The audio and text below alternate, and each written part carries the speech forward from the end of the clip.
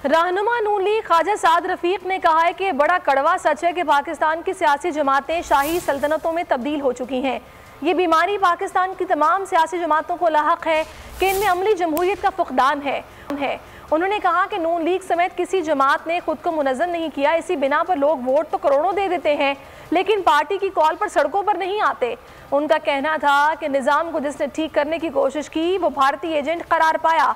मुल्क में नजरिया ज़रूरत की बदरूह भी आज तक मौजूद है।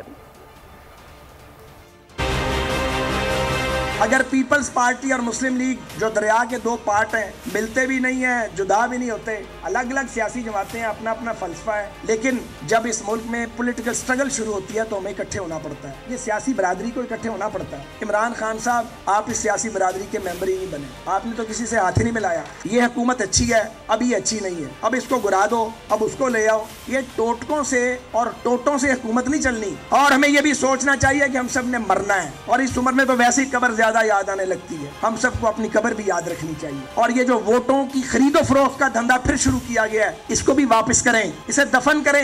ये आप लोगों को खराब करेंगे, फिर आपको देना आएगा। तो हमें बैठ के, मैं ये कहना चाहता हूँ, मिसाके जमहूरियत दो जमातों ने किया था, उसको रिफ्रेश करने की जरूरत। सब्सक्राइब करें और बेल दबाएं ताकि कोई खबर रह न जाए।